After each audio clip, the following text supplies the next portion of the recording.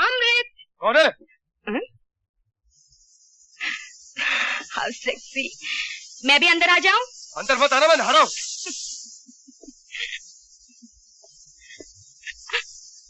तुम यहाँ क्या कर रही हो? कुछ नहीं, स्टार ऑफ द शो का इंतजार कर रही हूँ।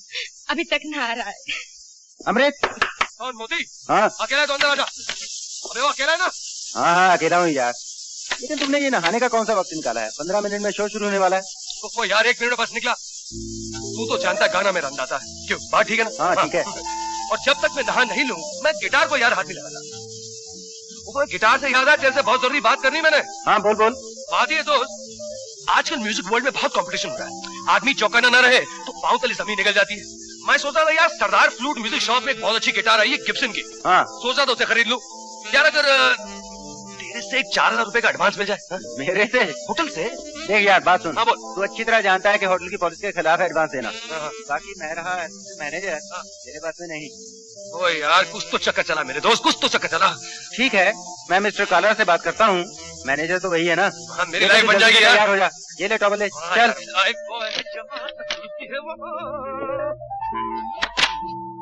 आई मिस मल्होत्रा और ये मेरी छोटी बहन बबली है।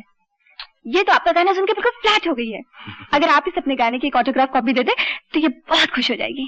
श्योर। कौन सी कमरे में? 801। तेज जी, मैं डांस करते करते बहुत थक गई हूँ। थक गई है ना? हाँ। तो मैं दबाता हूँ। मुझे बहुत गुदगुदी होती है। गुदगुदी? मैं बहुत ही अच्छा गुदगुदाता हूँ। देखिए अभी मैं गुदगुदाता हूँ, आपको बहुत आराम मिलेगा। आप तो गुदगुदी नहीं होती ना। We are trying to run a respectable hotel here. मैं तुमको 2-3 बार पहले टोक चुका हूँ। मगर कुछ नहीं, आप चुप रहिए। Shut up. मैं आपसे बाद में बात करूंगा। उसका मुझे तुम्हारी जाती जिंदगी से कोई मतलब नहीं, लेकिन इस होटल में एक रूल है कि गेस्ट स्टाफ के साथ नहीं मिल सकते। मिस्टर सिंह, आपको गलतफहमी हुई है। ये डॉक्टर जमुना दास है। ये कोई भी हो, मुझे इनसे कोई मतलब नहीं, लेकिन आज के बाद तुम्हारा इस होटल के साथ कॉन्ट्रैक्ट खत्म। मेरी बात तो सुन लीजिए मिस्टर सिंह। नीचे नाचते वक्त मेरे टांगों में दर्द होने लगा था। इन्होंने कहा कि ये ठीक कर देंगे। मैं ऊपर चेकअप के लिए आई थी, मगर इन्होंने आदमी के माथे पे थोड़ी लिखा होता है कि वो कैसा आदमी। मुझे फजूल की बातें नहीं सुननी। अपना सामान पैक करो, गेट आउट फ्रॉम हियर। और आप सरकार, अब ये सोचना पड़ेगा कि आपके साथ क्या सुलूक किया जाए। 2 तरीके हैं आपके साथ डील करने के। पुलिस को फोन कर दिया जाए, आपको अंदर करवा दिया जाए, लेकिन इसमें हमारे होटल की बदनामी होगी। मुझे दूसरा तरीका ज्यादा बेहतर लगता है। मैं आपकी श्रीमती जी को फोन नहीं, वो मुझे मार डालेगी। मैं अपने बच्चों को क्या मुंह दिखाऊंगा? और फिर ये कि 2 महीने के बाद इलेक्शंस है ना, ये स्कैंडल हो गया तो मेरा पॉलिटिकल करियर हमेशा के लिए मारा जाएगा। मैं आपसे माफी मांगता हूँ और आपके पांव पड़ता हूँ। तुम अभी तक यही हो लड़की? अरे चल हट। कितने में कटा? 10,000 में कटा। ये ले 5 तेरे। You brute. अरे इतना प्यार मत कर, मेरा नाक घस जाएगा। अच्छा ना, कब तक आओगे? बस ड्यूटी खत्म। क्या पहुंचा तेरे पास? ये लो 5,000 रुपए। तुम्हें 4,000 की जरूरत थी ना, पूरे 5 है, गिन लो। आजकल कीमतों का क्या भरोसा है। तुम अपना गिटार खरीदने जाओ और पता चले दाम बढ़ गए, इसीलिए तुम पूरे 5 ही रख लो। वो सब तो ठीक है, मगर मुझे पैसे वापस करने में काफी देर लग जाएगी। वापस ही ना करो? ये कैसे हो सकता है? अरे यार, पैसे लौटाने के और भी तो तरीके होते हैं। हमारे पास आओ, करीब बैठो, प्यार मोहब्बत की बातें करो। ये लो पैसे, लुस्का, गेट आउट ऑफ हियर। अमृत, ये बात तुम्हें बहुत महंगी पड़ेगी। असल तो असल, सूद लौटाते लौटाते जान निकल जाएगी। Get the hell out of here. I'll teach you a lesson.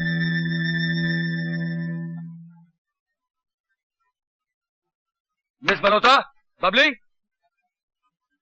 हमारे कमरा खुला छोड़ के चले गई।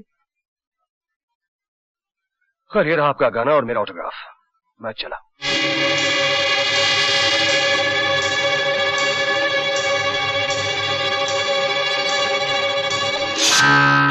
पीके तुम?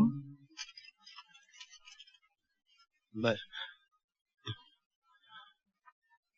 सिक्योरिटी इंचार्ज हो कि तुम ये चोरी कर रहे थे?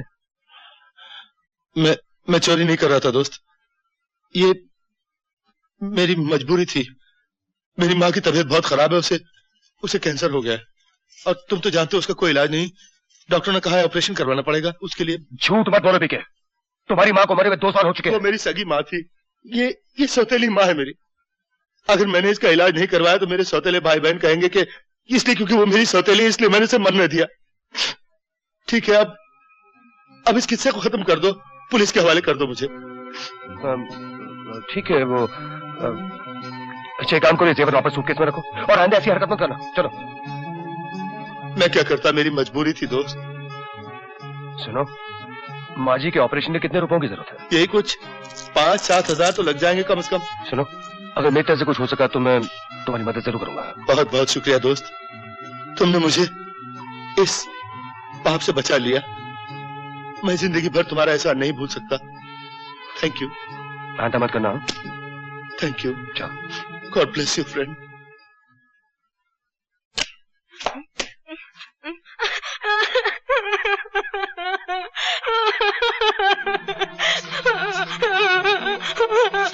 क्या हुआ? अमृत, अमृत। क्या किया अमृत ने? उसने मेरी इज्जत लूटने की कोशिश की। मैं वहाँ से भाग आई, वो तुम्हारे कमरे में बैठ गई। मैं गोली मार दूंगा, आराम से देखो। ठहरो, बैठ जाओ। उससे मारकर तुम खुद फांसी पर चढ़ जाओगे, उससे क्या फायदा? फिर तुम उसे ऐसा मजा चखाओ कि उसे जिंदगी भर याद रहे। ये मेरे लिए नहीं। क्या बात है विके? हाँ, मैंने आपका गाना कमरे में छोड़ दिया था, मिल गया ना? गाना तो मिल गया, लेकिन एक नेकलेस गायब हो गया। तो मैं मुझे तो उनसे ये उम्मीद नहीं थी अमृत। मुझे? तू क्या कह रहा, मैंने चोरी की?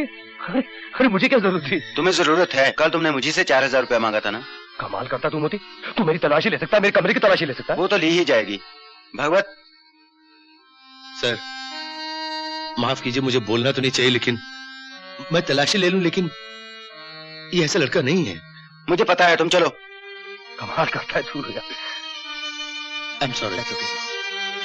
मैं तो आपकी फैन हूँ, मुझसे मांग लिए होते 4000 रुपए। चोरी करने की क्या जरूरत थी? जरा अंदर आइए मोती साहब। यही है मेरा हार। जुर्म साबित है, इसलिए मुलजिम अमृत कुमार सक्सेना को 2 साल कैद की सख्त सजा दी जाती है।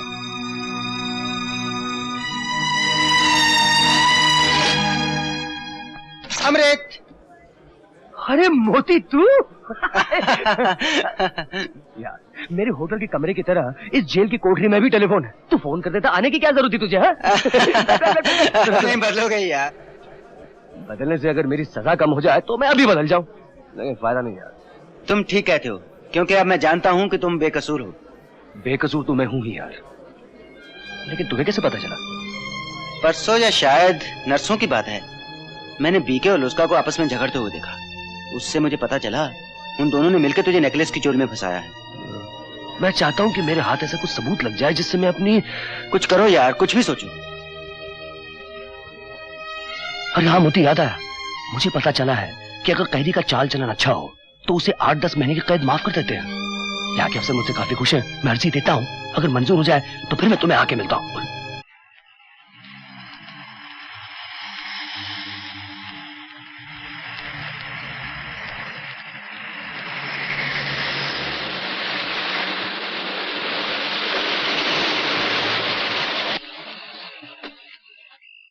क्या है भाई? अरे भाई एक्सल टूट गया, आप लोग नीचे उतर के आराम करो थोड़ा। ओहो, चलो बच्चों, चलो क्या हो रहा है? अरे भाई तमाशा शुरू करो, नहीं तो हमारे पैसे वापस कर दो। हाँ कर दो।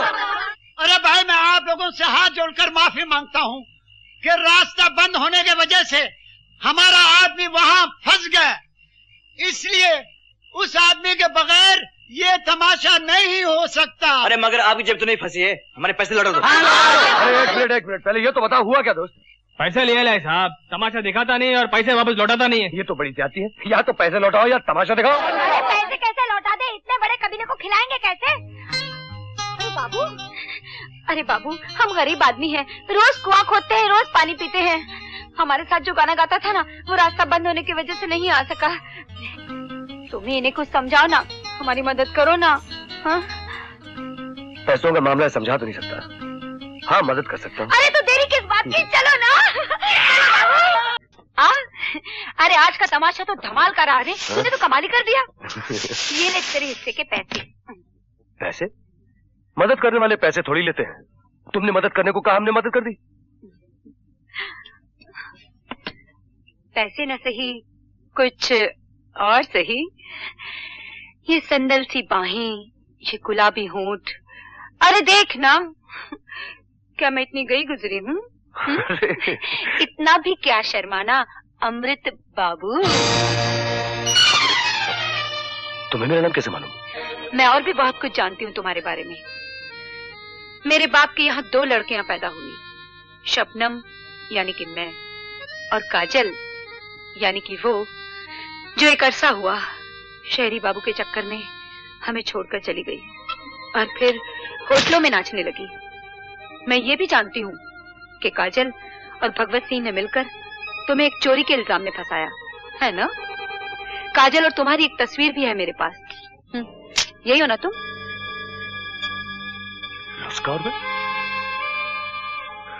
लुस्का तुम्हारी बहन काजल है? हाँ, ये जो भगवत सिंह है ना, बड़ा कमीना आदमी है, वरना काजल बुरी लड़की नहीं है। तुम भगवत सिंह को कैसे जानती हो? एक बार मिली हूँ, जब माँ वहाँ बीमार हो गई थी तो काजल उसे छोड़ने यहाँ आई थी, तब वो भी उसके साथ था। उसी रात न जाने दोनों में क्या तकरार हुई। उसी में तो मुझे पता चला कि उन दोनों ने तुम्हें कैसे फंसाया था। मैंने तो काजल से कह भी दिया था कि ये जो भगवत सिंह है ना, बड़ा कमीना है, 4 शैतानों के बराबर है। शबनम, एक बात कहूं? कहो। अगर कभी जरूरत पड़ी तो मेरी मदद करोगी? क्यों नहीं, तुम्हारी एक मदद भी तो कर्ज है मुझ पर। और क्योंकि इन दोनों ने तुम्हें झूठे इल्जाम में फंसाया था तो तुम्हें बचाना मेरा फर्ज है। दीदी, ये बात तो वो ठीक कहता है। मैंने और भगवत ने उसे जेल जरूर भिजवाया था, मगर वो साबित कैसे कर सकता है? अरे वो कुछ साबित नहीं करना चाहता, उसके सर पे तो खून सवार है, वो सिर्फ बदला लेना चाहता है। दीदी, इसलिए टेलीफोन किया काजल कि होशियार रहना, बस। दीदी सुनो। ओ बीके, सुनो, अमृत जेल से छूट चुका है, यहाँ से भाग चलो प्लीज। लेकिन उसे 2 साल की सजा हुई थी, अभी तो 1 साल नहीं हुआ पूरा। नहीं नहीं, मेरी दीदी कहती है कि वो छूट चुका है, वो हमसे बदला लेने वाला है, यहाँ आ रहा है। चलो ना, यहाँ से भाग चलो ना। इसमें डरने की क्या बात है? मैंने होटल की नौकरी छोड़ दी है, चेहरा भी बदल लिया, उसके पास हमारे खिलाफ कोई सबूत नहीं। सुनो बीके, तुमने अपनी चोरी उसके सर पर थोप दी, तब बड़ा मजा आया था, लेकिन अब मुझे बहुत घबराहट हो रही है। यहाँ से भाग चलो, मुझे खून खराबे से बहुत डर लगता है। सुनो, तुम मुझे अगर जरा भी चाहते हो तो यहाँ से भाग चलो प्लीज। ठीक है, मैं खुद भी यहाँ बहुत बोर हो गया हूँ, 2-3 रोज के लिए कहीं बाहर चलते हैं। सामान पैक करो। Thank you.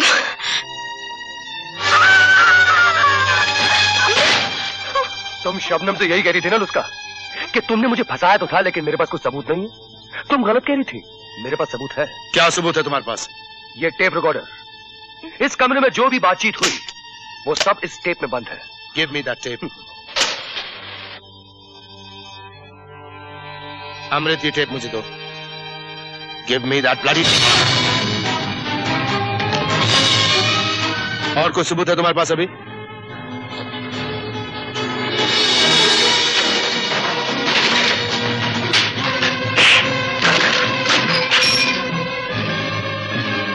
टेप चाहिए है?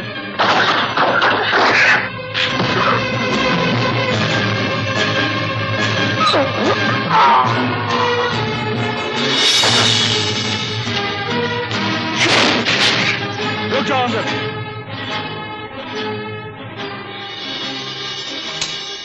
टेप को हाथ लगाया तो जान से जाओगे।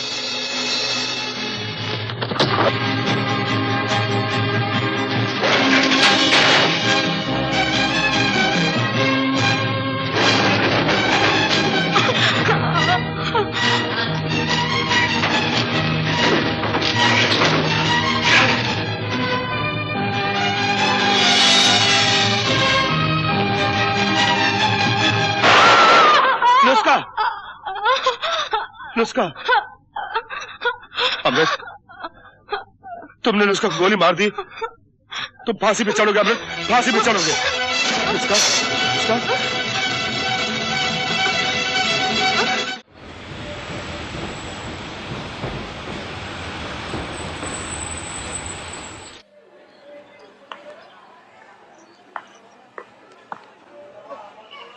मेरा राजा बेटा यहाँ बैठ जाएगा। हाँ ट्रेन भी टाइम पे आ गई। ये लो। नीचे के दोनों बर्थ तो हमारे पास है ना? हाँ। तो उठाओ इनको। कोई बेचारा थका हुआ लगता है, सोने दो उसे, मैं ऊपर लेट जाता हूँ। तो फिर रिजर्वेशन कराने का क्या फायदा है? मैं जाकर कंडक्टर को बुलाती हूँ। अरे यार, तुम्हारा नाम जूही है, जरा नरम रहो। नरम गरम क्यों होती हो? मैं अभी उसे उठा देता हूँ। मिस्टर, ओ मिस्टर, मिस्टर,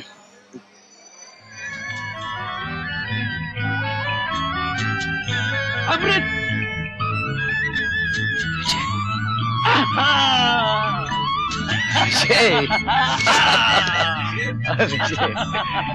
यही हो अपना अमृत यार, जिसकी बातें सुना सुना कर मैं तुम्हें 156 56 बार बोल कर चुका हूँ।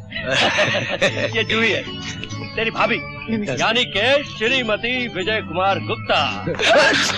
गाड़ी टाइम पे चल भी पड़ी। साला हंसता है, लगता है इस बदमाश ने तुम्हारा सेंस ऑफ ह्यूमर लिया है। भाभी, ये जो तुम्हारा पति है ना, निहायत ही शरीर है, शरारत करने में इसका जवाब ही नहीं है। आदत से मजबूर है ये। बजने दे यार, बहुत रस है इस आवाज में। क्या रस है? ठेंगा रस है इस आवाज में। खबरदार जो मेरे डैडी की आवाज की बुराई की। इसकी बात का बुरा मत मानिए, छेड़ना तो इसकी आदत है। बेटे जब बात कर रहे हो तो कम से कम बात तो करने दिया करो। गाना अच्छा है। अरे भैया, दहेज में ससुर जी की एक अदद तस्वीर और ये गाना ही तो मिला था, इसलिए मैं इस गाने को बहुत सोच समझ कर खर्च करता हूँ। क्या मतलब? मैं हो गया इन पे आशिक, तो इनके पिताजी ने कहा कि एक फटीचर क्रूनर की ये मजाल कि मेरी बेटी पर आशिक हो। बस उखड़ गया अच्छे से। जूही से कहा भूल जाओ विजय को। तो जूही ने कहा पापा ये तो पॉसिबल नहीं है। तो जानते हो, एकदम बड़ा फिल्मी डायलॉग बोला। बोलते हैं कि विजय को तुमसे नहीं मेरे बैंक बैलेंस से प्यार है। जूही ने कहा पापा आप संभालिए अपने बैंक बैलेंस को, और वो मेरे पास आ गई और हम दोनों ने शादी कर ली। मैंने तो अपने आदरणीय ससुर जी की तस्वीर के दर्शन कर लिए हैं। लो तुम भी कर लो। क्यों, आदमी हैंडसम है ना? इसका मतलब तुम अभी तक इनसे मिले नहीं? अरे कहाँ यार, उन्होंने तो मेरी तस्वीर तक नहीं देखी। एक बार बड़े चाव से हमने तस्वीर खिंचवाई। जूही से बहुत मस्का मारा कि तस्वीर भेज दो, सूरत देखकर पिघल जाएंगे, लेकिन ये कहाँ मानी। ये है हमारे ससुर जी का चहेता गाना, इसलिए मैं इस गाने से जलता हूँ। अगर इतना जलते हो तो अपनी सालगिरह के दिन अपने दोस्तों को ये गाना सुनाने की क्या जरूरत थी? अरे यार, वो तो मदर इंडिया की आजादी की खुशी में गा दिया था। झूठ क्यों बोलते हो? भाई ये क्या, पहले मैं गाना सुनूं तो बताऊं कि ये 15 अगस्त का गाना है या इसकी सालगिरह का। पता है भाभी क्या कहता था कि 15 अगस्त की छुट्टी इसकी पैदाइश की खुशी में होती है। जरा गाना लगाइए।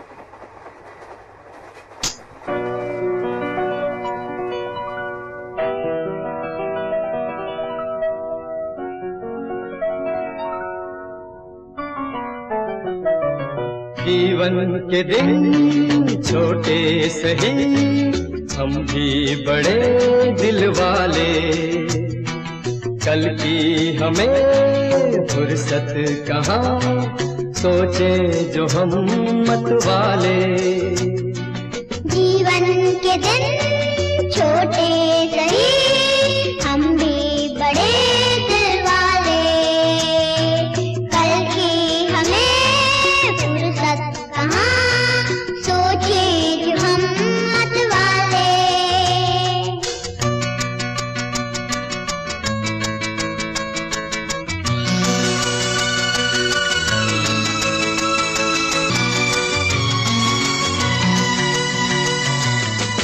जीवन के दिन छोटे सही, हम भी बड़े दिल वाले, कल की हमें फुर्सत कहाँ, सोचे जो हम मत वाले। वाह, जीवन के दिन छोटे सही, हम भी बड़े दिल वाले। वाह, विजय साहब बहुत अच्छा गाना है। अरे लेकिन तुम्हारे बारे में तो मैंने कुछ पूछा ही नहीं। कहाँ थे इतने दिन? कहाँ जा रहे हो? क्या कर रहे हो आजकल? यार मैं तो, मुझे गोली मार गई, बता तुम कहाँ जा रहे हो? ससुर जी के चरण छूकर आशीर्वाद लेने जा रहा हूँ। ले, अभी तो तुम कह रहे थे कि वो तुम्हें कभी स्वीकार नहीं करेंगे और वो। ये सब जूनियर का चमत्कार है। मैंने उन्हें इसकी एक तस्वीर भेज दी, बस जूनियर की तस्वीर देखते ही लहलोट हो गए नवासे को देखने के लिए तड़प उठे।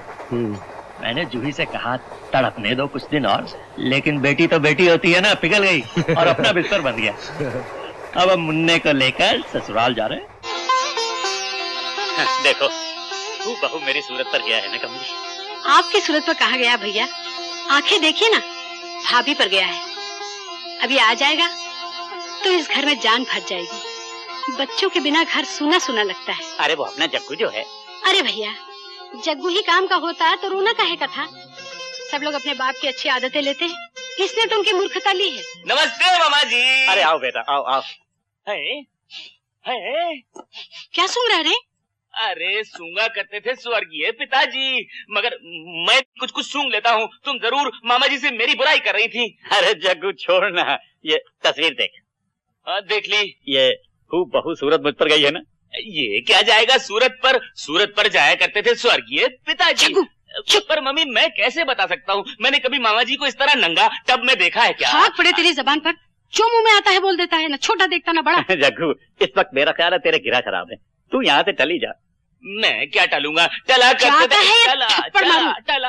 अरे अच्छा खासा मजाकिया लड़का है, तुम हर वक्त उसे डांटती रहती हो। तो और क्या करूं भैया, शहद लगाकर चाटूं सुबह शाम। मक्खन लाल भाई तुम कहाँ गायब हो गए थे? जाओ जरा पता करो तो, वो ट्रेन तो वक्त पर है ना? अरे ये कोई मामूली ट्रेन नहीं है, बड़ी खास ट्रेन है। इसमें मेरी बेटी आ रही है, दामाद आ रहा है, नवासा आ रहा है। और ये तुम लटका क्यों खड़े हो, बोलते क्यों नहीं? गजब हो गया मालिक। क्या गजब हो गया? जूही बिटिया जिस गाड़ी से आ रही थी, क्या हुआ उस गाड़ी को? एक्सीडेंट हो गया मालिक, कहते सब खत्म हो गया। नहीं नहीं मक्खन लाल, कह दो कि ये सब झूठ है, कह दो कि ये सब झूठ है मक्खन लाल।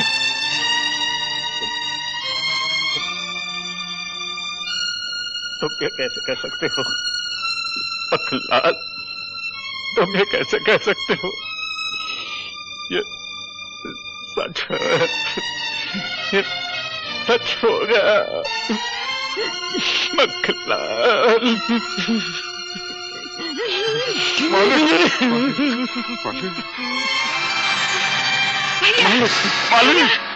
मुनीम जी जाके डॉक्टर को जल्दी बुलाइए। भैया ये क्या हो गया?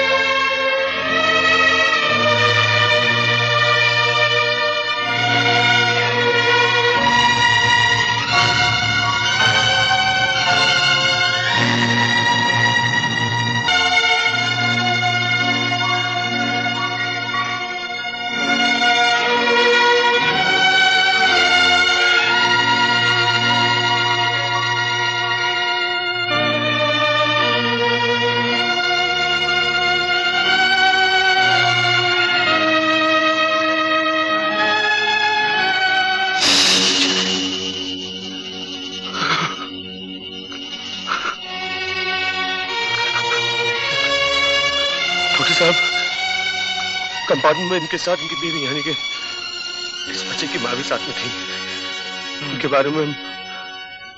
आप आइए मेरे साथ, चलिए। देखिए शायद इन्हीं में से कोई हो। डॉक्टर साहब ये मेरे ख्याल में यही सारी थी। ना इनका चेहरा मत देखिए, बहुत बुरी तरह से जला हुआ है।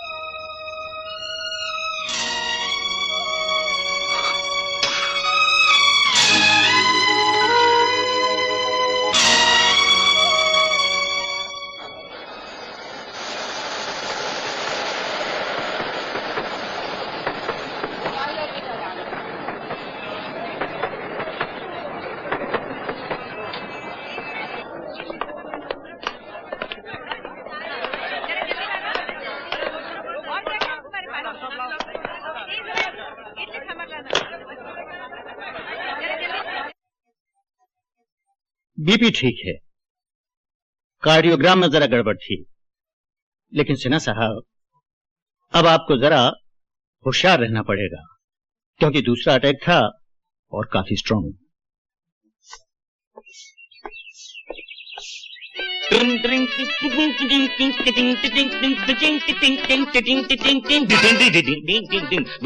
सॉरी मामा जी, मैं बाहर से पी कर आता हूँ, घर में सिगरेट प्रोहिबिटेड है, राइट?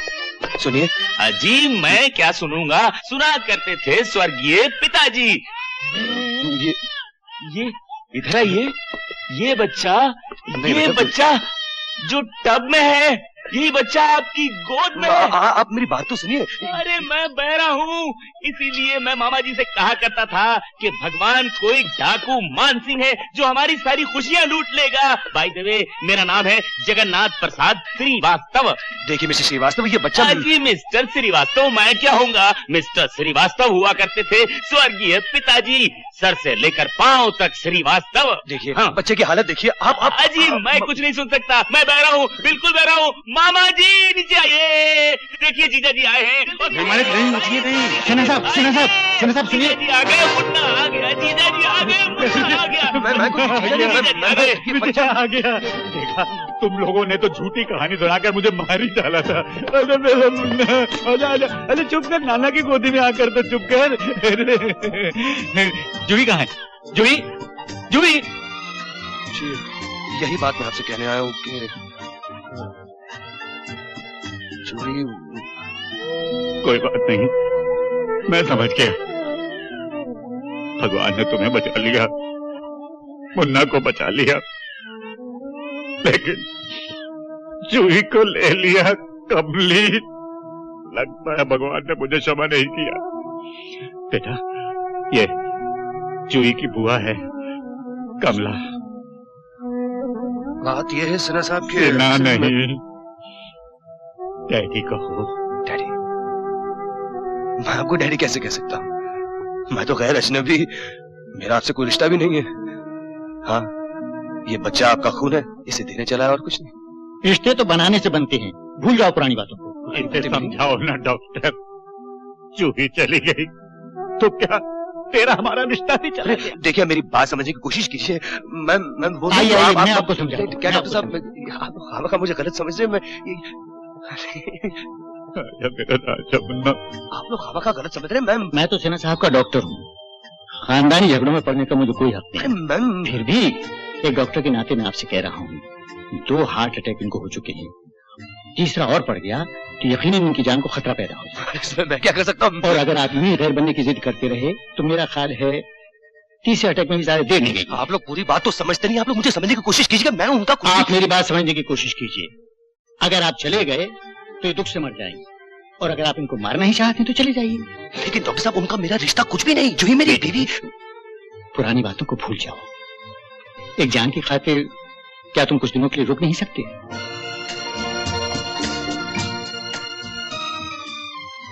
ठीक है डॉक्टर साहब, अगर सेना साहब के जीने की यही शर्त है। सेना साहब नहीं, डैडी। डैडी?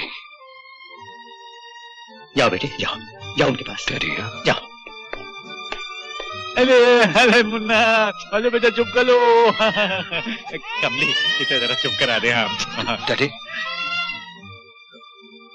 मैं नहीं जाऊंगा। मैं आपको साथ में छोड़ के जा भी कैसे सकता हूँ? अरे बेटा, जाना भी ना।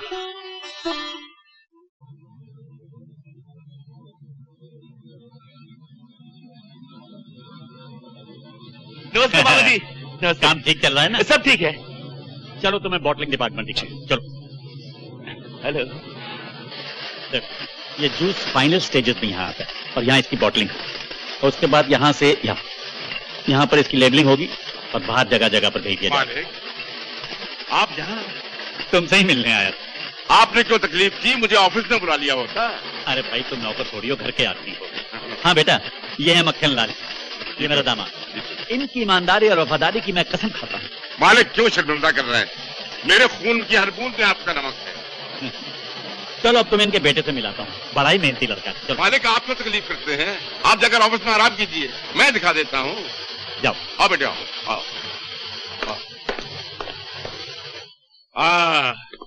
ये है मेरा होनहार बेटा प्रेम, बड़ा मेहनती है। सुबह से लेकर शाम तक काम काम काम, खाना तक नहीं खाता। बेटे, ये विजय बाबू, अपने मालिक के दामाद। ओह, नाइस मीटिंग यू। बिस्किट और खाएगा? ले। डैडी,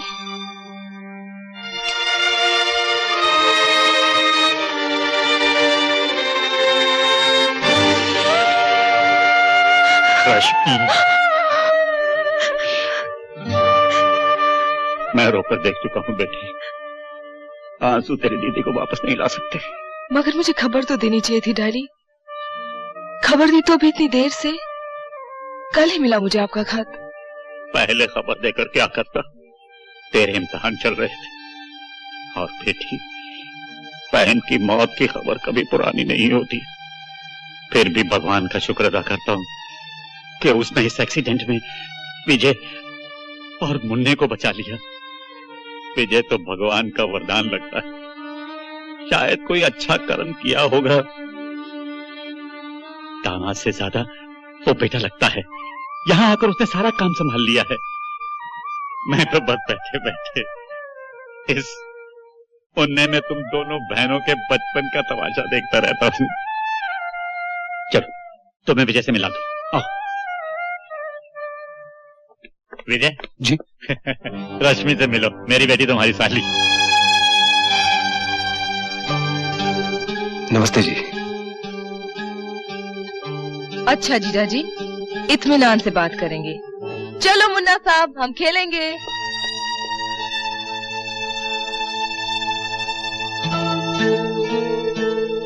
यार मुन्ना, तुमने अपने नाना जी को बताया नहीं कि ये फ्रॉड तेरा बाप नहीं हो सकता? कमाल है, अपने डैडी की शक्ल भी भूल गया। इधर बैठ, मैं अभी दिखाती हूँ।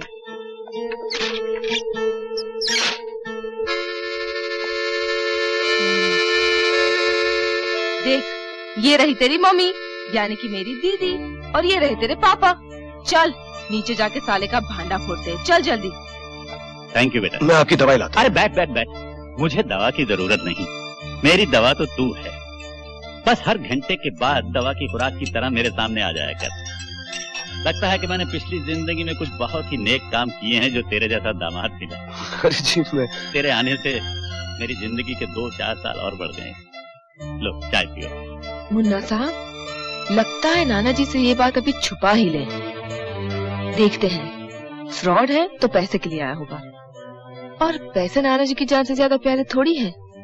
ले जाने दो 2-4 लाख, लेकिन आंख खुली रखेंगे। क्या बताऊं दोस्त, आजकल बड़ी परेशानी है। जब से ये सेठ का दामाद आ गया ना, यहाँ से माल निकालना बहुत भारी पड़ता है। फिर भी आप फिक्र मत कीजिए, ठीक कल 4:30 बजे मैं शिमला रोड पर ट्रक भर के माल आपके लिए ले आऊंगा। आप पैसे तैयार रखना। पैसे तो हमेशा तैयार रहते हैं प्रेम बाबू। वो अपना पुराना आदमी है ना लेखूराम, वो आपको वहीं मिलेगा। ठीक है। ओके। अच्छा।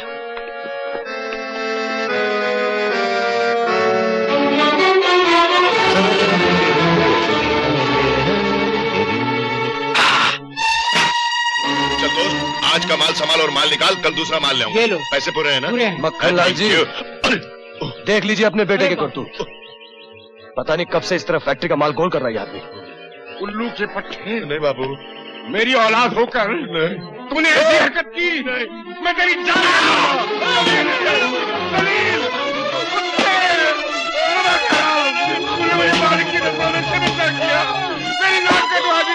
मैं तेरी जान ले लूंगा।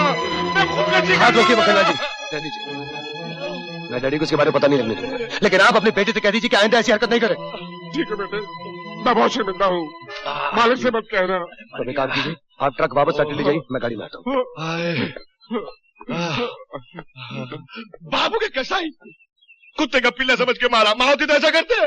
बेटे सुन सुन, अगर मैं तुझे नहीं मारता ना तो इसको शक हो जाता, फिर हम ये काम नहीं कर सकते थे। बेटा ये काम कर, लेकिन होशियारी से कर। चल। कितना दर्द हो रहा है? कोई बात नहीं। Good evening uncle. Good evening Prem. अरे भाई जरा देखो तो तुम्हारे पिताजी कहाँ हैं? जी अच्छा। अब तो बताओ कि तुमने ये पार्टी किस लिए दी? ना आज तुम्हारा बर्थडे है ना मेरा। सवाल करके मेरा मूड मत स्पॉइल कीजिए। सबको आ जाने दीजिए, फिर बताऊंगी। अरे सब तो आ गए, अब आप कौन आने वाला है? ये लीजिए, आप जीजा जी को तो भूल ही गए। आज की दावत की इस खुशी में हमें कुछ बताया ही नहीं। भाई ये दावत तो रेशमी ने दी है, ये तो मुझे भी नहीं मालूम, इससे पूछो। आज क्या तारीख है जीजा जी? आज 15 अगस्त है। और सुनो, तुम मेरा नाम लेके पुकारा करो, ये जीजा जी बीजा जी बड़ा आउटडेटेड साउंड करता है। डैडी अभी कहीं ना। हाँ, मेरा ख्याल है ये पार्टी तुमने इंडिपेंडेंस डे की दी है। 15 अगस्त का आपके लिए और कोई मतलब नहीं? मेरे लिए क्या सिग्निफिकेंस हो सकती है? जरा दिमाग पर जोर डालिए। अरे छोड़ो ना बेटी, क्यों खामखा बेचारे को परेशान करती? नहीं डैडी, ये मेरी जिद है, इन्हें आज का दिन याद दिलवा कर ही रहूंगी। कुछ याद आया? ना आ रहा हो तो मैं बताऊं कि आज वैसे आज मेरा जन्मदिन जरूर है, लेकिन तो तुमने पहले क्यों नहीं बताया? Many happy returns of the day. Many happy return. अरे बेटी विश करो ना। Happy birthday. Thank you. चलिए आज वो गाना हो जाए जो आपने अपनी पिछली सालगिरह पर गाया था। मैंने पिछली सालगिरह पर कोई गाना गाया था? जी हाँ, दीदी ने मुझे अपने खत में बताया था। याद कीजिए।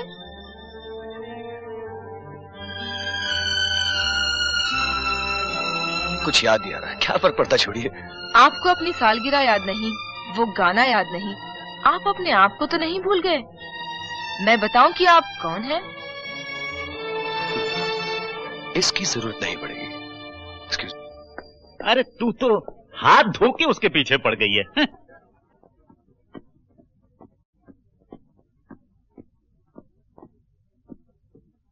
विजय बेटा। जी। ये लो। शादी के बाद जूही ने मुझे एक खत लिखे थे, पर मैं तो बहुत खफा था ना, इन्हें पढ़ा नहीं। शायद ये बंद लिफाफे तुम्हारी राह देख रहे थे। आज ये खत तुम्हें देकर मेरे दिल का बोझ हल्का हो गया। हाँ, एक बात तुमसे और करनी है। बैठो बैठो। बेटा, पहले मेरा ख्याल था कि तुम्हें जूही से नहीं मेरी दौलत से प्यार है। ये सोचकर मैंने तुम्हारा कितना बड़ा अपमान किया था, पर अब उसका प्रायश्चित तो करना ही होगा। क्या मतलब? मैंने फैसला किया है कि जूही के हिस्से की जायदाद तुम्हारे नाम ट्रांसफर करना। नहीं डैडी, मैं बेटा, ये देखकर जूही की आत्मा को कितनी खुशी होगी कि मैंने तुम पर भरोसा किया है, तुम्हें स्वीकार किया है। नहीं डैडी, मैंने आज तक आपकी हर बात मानी, लेकिन ये बात नहीं मानूंगा। आपने इरादा किया है जूही की आत्मा की खुशी के लिए, यही बहुत है। उसकी जायदाद का वारिस मैं नहीं, उसका बेटा है। देखो बेटा, अगर तुमने ये मेरी बात ना मानी तो मैं जिंदगी भर अपने आप को माफ नहीं कर सकूंगा। आगे तुम्हारी मर्जी। लेकिन डैडी, अमृत, तुम्हें इस घर में रुकना पड़ा क्योंकि सिन्हा साहब की जिंदगी का सवाल था, लेकिन आज वो तुम्हें अपना दामाद विजय समझकर अपनी आधी जायदाद का मालिक बनाना चाहते हैं। कल जब असलियत का पता चलेगा कि तुम विजय नहीं अमृत हो और एक खूनी हो, तो क्या जवाब है तुम्हारे पास?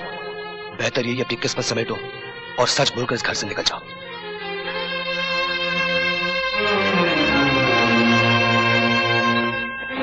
हाँ रश्मि, ऐसे क्या देख रही हो? मैं ये देख रही हूँ कि तुम कितने झूठे और मक्कार हो। आज तुमने पार्टी में दीदी का चाहता गाना खूब गाया। 15 अगस्त को जीजाजी का बर्थडे था और तुम्हारा भी निकल आया। अगर तुम विजय हो तो ये कौन है? ये विजय है, मैं अमृत हूँ। ओह, तुम्हें किसी तरह पता चल गया कि डैडी ने विजय को नहीं देखा। तुम नकली विजय बनकर डैडी की दौलत पर हाथ साफ करने आ गए। ये झूठ है। क्या तुम बता सकते हो कि इस वक्त मेरी दीदी और जीजाजी कहाँ हैं? वो दोनों ट्रेन एक्सीडेंट में मर गए। ये झूठ है। मर गए या डैडी की दौलत के लालच में तुमने उनका खून कर दिया? रश्मि, तुम झूठे हो, मक्कार हो, धोखेबाज और कातिल भी हो। ना मैं कोई धोखेबाज हूँ और ना ही मैं कोई कातिल। विजय मेरा अजीज दोस्त था, मैं यहाँ किसी अपने स्वार्थ के लिए नहीं आया। ट्रेन एक्सीडेंट में विजय और तुम्हारी दीदी की मौत के बाद मुन्ना को यहाँ पहुंचाना मेरा फर्ज था। जब मैं यहाँ पहुंचा तो तुम्हारे डैडी ने मुझे अपना दामाद विजय समझ लिया और तुम्हारी फैमिली डॉक्टर ने मुझे यहाँ रहने पर मजबूर कर दिया और कहा कि अगर मैं चले गया तो उनकी जान को खतरा हो सकता था। और अगर तुम्हें अब भी यकीन न हो तो ये चिट्ठी पढ़ो जो मैं लिखकर इस घर को छोड़ के जाना था।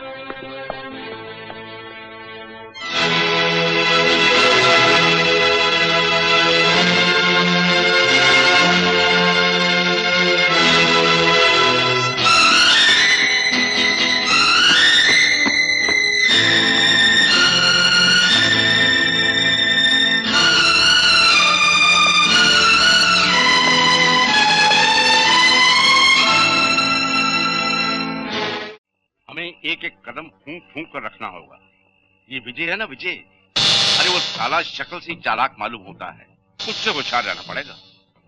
और ये बुढ़ा तो दिल का मरीज है कि किसी ना किसी दिन खुद ही मर जाएगा और फिर जायदाद का असली वारिस जूही का बेटा, उसे खत्म करना है। जैसे वो खत्म हुआ तुम्हारी रश्मि के साथ शादी और बुढ़े की सारी जायदाद हमारे पास। क्यों? ओके, चलो।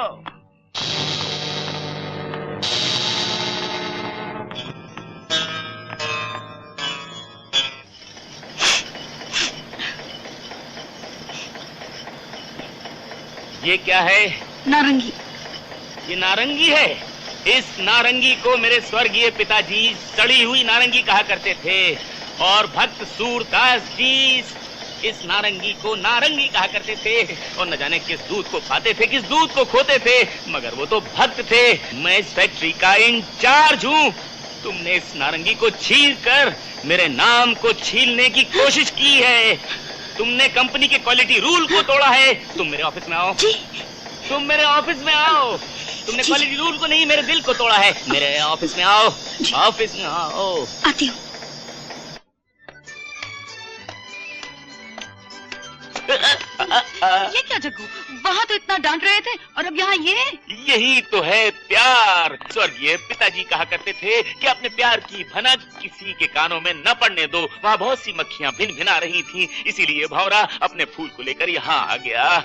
मेरी तारा, शाम को कहाँ चमकोगी, कहाँ मिलोगी मुझसे?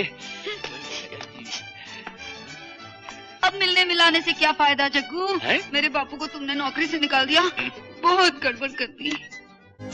अगर उसे नौकरी से ना निकालता तो क्या मैं खुद नौकरी से निकल जाता? वो ड्यूटी के ऊपर शराब पीता था। तुमने ऐसे बेवड़े को अपना बाप क्यों बनाया? ठीक है, अगले जन्म में नहीं बनाऊंगी। That's fine। लेकिन इस जन्म का क्या होगा? इस जन्म में हम दोनों की शादी होगी। लेकिन वो तो किसी और से मेरी शादी नामुमकिन। तुम मेरे बाप को नहीं जानते जग्गू। मैं उसे जानता हूँ। तुम मुझे जानने की कोशिश करो ना। जग्गू, हम ड्यूटी पर हैं। अरे वाह मेरी ब्यूटी, तुम कितनी समझदार हो। शाम को तालाब पे मिलेंगे। तालाब पे शाम को, तालाब पे शाम को। तालाब पे। एक बोतल और लाओ। ये यतीम खाना नहीं, शराब खाना है। पहले पैसे निकाल। पैसे मांगते हैं, जानता नहीं मैं कौन हूँ? अरे वो क्या जाने, मैं जानता हूँ बाबा। और तुम्हें कौन नहीं जानता कि तुम तारा के पिताजी हो? है? ये लो। अरे हाँ हाँ, ठहरो बनवारी लाल जी, मुफ्त में शराब पीने का एक ही रास्ता है। चलो। अरे धीरज रखो और ऐसा करो कि तारा का हाथ मेरे हाथ में दे दो और जिंदगी भर मुफ्त की शराब पियो। जिंदगी भर मुफ्त में शराब? हाँ, लेकिन फैसला जरा जल्दीबाजी में करो। क्यों? क्योंकि ये जग्गू तारा को लेके भाग जाएगा। तारा को लेके भाग जाएगा? हाँ। वो शंभू का बच्चा मेरे पीछे हाथ धोकर पड़ा हुआ है। बापू मेरी शादी उससे कर देगा। तुम जल्दी कुछ सोचो ना। मैं क्या सोचूंगा? अरे सोचा करते थे स्वर्गीय पिताजी। पिताजी आ गए। स्वर्गीय पिताजी? अरे नहीं, तेरे जिंदा पिताजी आ गए। पानी में, पानी में। मर गए। जल्दी जल्दी जल्दी। जग्गू और तारा। जग्गू और तारा आज पकड़ा गया।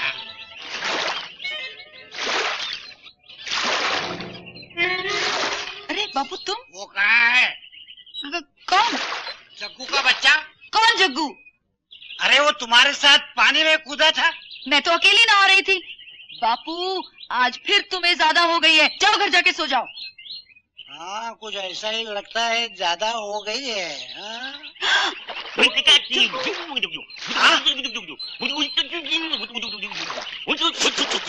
अरे जग्गू तुम बदमाश कहीं के। ये मछली। अरे नमस्ते बनवारी लाल जी। वो कहाँ है? कौन? तारा। तारा? दिन में तारा? अरे अभी तुम्हारे साथ पानी में नहा रही थी। शर्म करो। अरे अपनी जवान कमारी बेटी के बारे में एक जवान कमारे लड़के से पूछ रहे हो कि तुम्हारी बेटी कहाँ है? अरे इसीलिए कहता हूँ शराब मत पियो, अभी भी टाइम है। जाओ सुधर जाओ, घर जाओ, घर जाओ, घर जाओ। आंखें हराम जादगी पर उतर आई हैं। क्या देख रही है? बापू तुम अभी तक यहाँ हो? जाओ घर जाओ। जाता हूँ बाबा, जाता हूँ। चलो बाबा भी।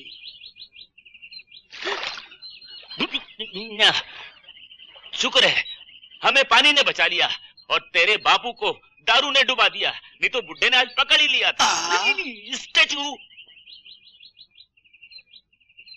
पहले तारा अकेली, फिर जग्गू अकेला, फिर दोनों साथ में। लगता है आज कुछ ज्यादा ही हो गई है। गया गया। नमस्ते अंकल। नमस्कार मालिक। आइए नमस्कार। मक्खन लाल जी, जरा आप ही मेरी मदद कीजिए। मैं थोड़ी सी राइडिंग के लिए जाना चाहता हूँ और ये मुझे जाने नहीं दे रही। ठीक ही तो कर रही है बिटिया। क्या खाब ठीक कर रही है? डैडी, आप सीधा सीधा क्यों नहीं कहते कि आपको मेरी राइडिंग पर भरोसा नहीं और इसलिए आप मुन्ने को मेरे साथ भेजना नहीं चाहते? अरे बेटा, तुम अंकल ये बात है तो मुन्ने को मैं लेके चलता हूँ। तुम प्रेम तो यूनिवर्सिटी में राइडिंग क्लब का कैप्टन था। जाओ बेटे जाओ जाओ। आजा मुन्ना, आजा प्यारा मुन्ना, आजा आजा आजा, चले राइडिंग करेंगे, चलो मुन्ने।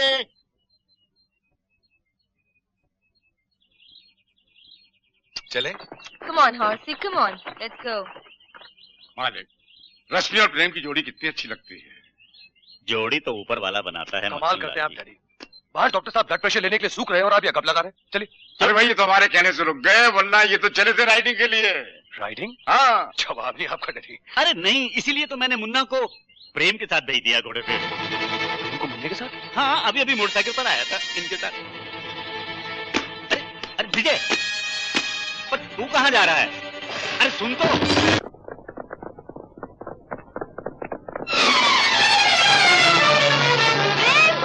धीरे भगाओ प्रेम! प्रेम! क्या कर रहे हो प्रेम? मुन्ना गिर जाएगा!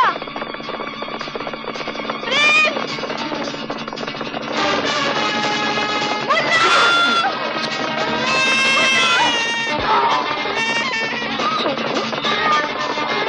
मुन्ना उसे पकड़ के रखो! मुन्ना मैं आ रही हूँ!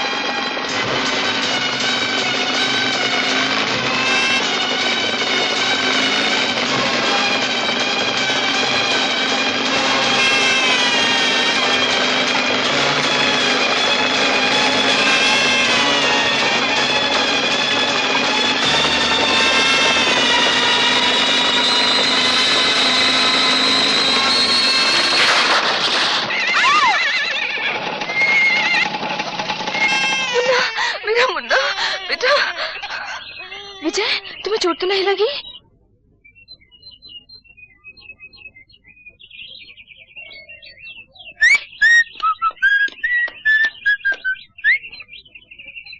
देखो प्रेम, एक बात तुम अच्छी तरह समझ लो। अगर डैडी दिल के मरीज ना होते तो मैंने कल घोड़े पे मुन्ने वाली बात बताकर तुम्हें और तुम्हारे बाप को जूते मारकर इस घर से निकाल दिया होता। मैं उन्हें तुम्हारे और तुम्हारे बाप की नमक हरामी के शौक से बचाना चाहता हूं, इसलिए आज से तुम इस घर में दिखाई नहीं दोगे। सुबह फैक्ट्री आओगे और शाम अपने घर जाओगे। Now out. मगरलाल जी, ये 56,000 की एंट्री कैसी? वो ट्रैक्टर आया था बदलापुर के लिए। फिर ये 56,000 की एंट्री कैसी है? अरे भाई ट्रैक्टर अकेला थोड़ी होता है, उसका ट्रांसपोर्ट है, स्पेयर पार्ट्स है, डबल टायर है। 56,000 के transport, spare parts, double tyre है? अंकल, जरा आप यहाँ से जाएंगे, मुझे उनसे जरूरी बात करनी है। आप बैठिए, मैं काउंसलर रश्मि, क्या करूँ तुम? प्लीज। मैं जरा इसको चेक करके आता हूँ। ये डबल एंट्री कैसे है? क्या बात है? बात यह है कि मुझे कहते हुए शर्म आती है। मुझे एक लड़के से प्यार हो गया है। मैं तो समझो मर मिटी हूँ उस पर, और लड़का भी कुछ पिघला हुआ लगता है। Congratulations. Thank you.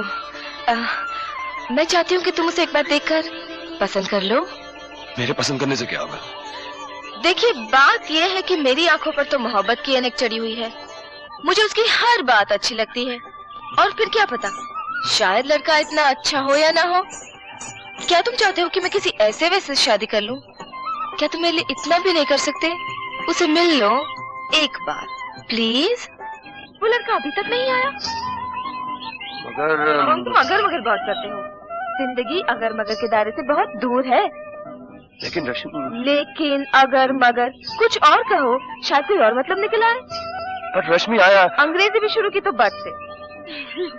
देखो, मैं तुमसे सिर्फ इतना कहना चाहता हूँ कि अगर वो तुम्हारा बॉयफ्रेंड आ जाए तो मैं उसे मिल लूँ और फिर तुम्हारे डैडी से बात करूँ। उससे मिलकर तुम्हें बहुत खुशी होगी ना? नेचुरली। बुद्धू कहीं के, इतना भी नहीं समझते? वो लड़का तुम ही हो।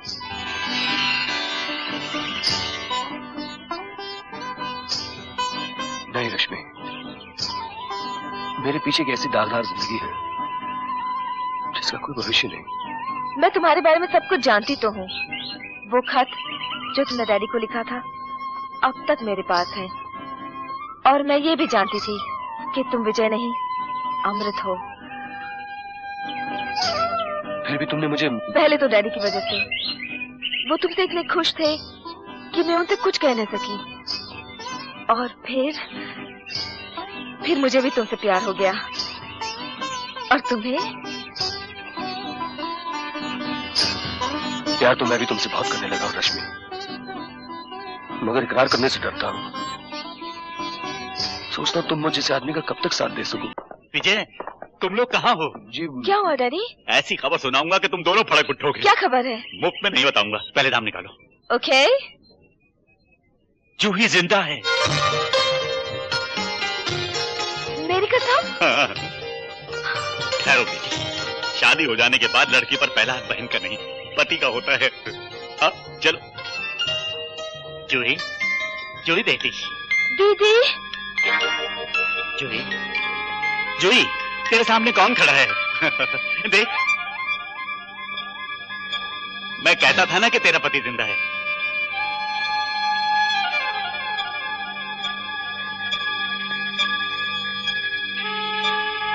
पहचानो इसे, ये विजय है, तेरा पति। नहीं, ये मेरा पति नहीं है। ये मेरा पति नहीं है। जी मैं तो पहले आपको तुम बेटा दिल छोटा ना करो, उसने तो मुझे भी नहीं पहचाना, अपने बच्चे तक को नहीं पहचाना। दरअसल उसकी याददाश्त जाती रही है। जी हाँ, बेटी मिली भी तो किस हाल में। अपने डॉक्टर के सिवा न वो किसी को पहचानती है न किसी का कहा मानती है। वही भला आदमी उसे बहला फुसला के यहाँ तक ले आया। डॉक्टर साहब, आप मुझे कहाँ ले आए हैं? यहाँ हर कोई मुझसे कोई ना कोई रिश्ता जोड़ना चाहता है। कोई कहता है मेरा बाप है, कोई कहता है मेरी बहन, और वो कहते हैं ये मेरा पति है।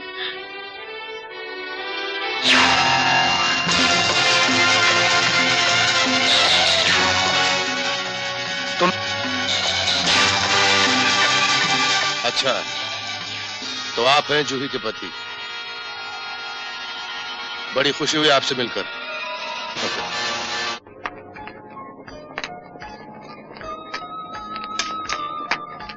आप लोग सब ये जानने के लिए बेताब होंगे कि मैं उस एक्सीडेंट की जगह पर क्यों और कैसे पहुंचा, और जूही इस मौजूदा हालत में मुझे कैसे मिली। मैं अपनी कार में सफर कर रहा था। यूं समझ लीजिए कि एक्सीडेंट तकरीबन मेरी आंखों के सामने हुआ। मैंने देखा कि एक लड़की वहां अकेली भटक रही थी। मैंने अपनी गाड़ी रोकी। ए लड़की, ए लड़की, मरना चाहती क्या? हाँ?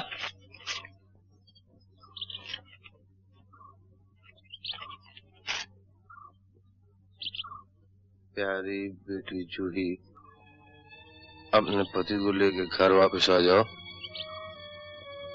करोड़ों रुपए की दौलत बेटी के प्यार की जगह नहीं ले सकती। करोड़ों की। तेरे डैडी का नाम क्या है? कहाँ रहते? क्या नाम है उनका? बोल। मुझे नहीं याद। बोल, मैं पूछता हूँ क्या नाम है तेरे डैडी का? बता। मत मारो मुझे कुछ नहीं याद। मैं खुद याद करने की कोशिश कर रही हूँ। मुझे कुछ याद नहीं। चल मेरे साथ, चल। मैंने एक अकेली लड़की को वहां छोड़ना मुनासिब नहीं समझा, इसीलिए मैं उसे अपने घर ले आया। वहां मैंने उसका इलाज किया, लेकिन फिर भी उसकी याददाश्त को वापस न ला सका। अब आप ही सोचिए, एक अनजान बेपहचान लड़की ऐसी हालत में मेरे लिए कितनी बड़ी समस्या बन गई होगी। लेकिन डॉक्टर, अगर आप जूही की तस्वीर अखबारों में छपवा देते तो उसके घर वाले, मेरा मतलब हम सब फौरन वहां आ जाते। दोस्त, मैंने खुद भी यही सोचा था, लेकिन फिर इरादा तर्क कर दिया, क्योंकि अगर मैं जूही की तस्वीर अखबारों में छपवाता तो उसके कई नकली रिश्तेदार पैदा हो जाते। नकली बाप, नकली बहन, नकली पति। और हर आदमी आपकी तरह शरीफ तो नहीं है ना विजय बाबू। सिन्हा साहब, मैं एक ऐसे शख्स को जानता हूं जो एक खून करने के बाद करीबी रिश्तेदार बन के किसी के घर में रहे और कुछ ही दिनों में उनकी सारी दौलत साफ करके वहां से रफू चक्कर हो गए। और मैं जूही की जिंदगी के साथ ये जुआ नहीं खेल सकता था। खैर, एक दिन एक शख्स आया, उसने जूही को पहचान लिया और इस तरह मुझे जूही की जिंदगी की एक और कड़ी मिल गई और मैं उसे आपके पास ले आया। मगर डॉक्टर साहब, दीदी कब तक ठीक हो जाएगी? ये सवाल तो आपको अपने जीजा जी से पूछना चाहिए। इन्हीं की वजह से तो आपकी बहन ने आप लोगों को छोड़ा था। आपकी लव मैरिज हुई है ना? अगर आप अपनी जाती और शादीशुदा जिंदगी के कुछ हसीन लम्हे दोहराएं तो शायद खैर सिन्हा साहब, मैं आपकी खोई हुई बेटी को वापस ले आया हूं। अब कल परसों तक मैं यहां से चला जाऊंगा। डॉक्टर, मुझे अपने कमरे में बहुत डर लगता है। एक्सक्यूज मी, जूही के सोने का टाइम हो गया। Good night. Come my child, come. There is nothing to be afraid of, darling. Come. बस ये 2 गोलियां खा लो, नींद भी बड़ी अच्छी आएगी और डर भी नहीं लगेगा किसी चीज से। हाँ? ये लो। हाँ, बस अब आराम से लेटो। चलो चलो, आ जाओ आ जाओ आ जाओ। सोने की तैयारी करो और किसी चीज के बारे में मत सोचना। आराम से लेटना, बिल्कुल सोने की तैयारी करो। क्या ये दवा है? मुझे दो। इस दवा का असर? देखो बच्चे, मुझे गुस्सा मत दिलाया करो। हमारी तुम्हारी भलाई इसी में है कि उसकी याददाश्त वापस ना आए, और जब तक उसे गोलियां खिलवाता रहूंगा उसकी याददाश्त वापस नहीं आएगी। और मेरी बात मान लो, 2-4 गोलियां तुम भी फांक डालो ताकि तुम हमारी अपनी दुश्मनी को भुला सको, क्योंकि तुम्हारी और मेरी मंजिल तो एक ही है ना। तुम्हारी और मेरी मंजिल न कभी एक थी और न कभी एक होगी, समझे?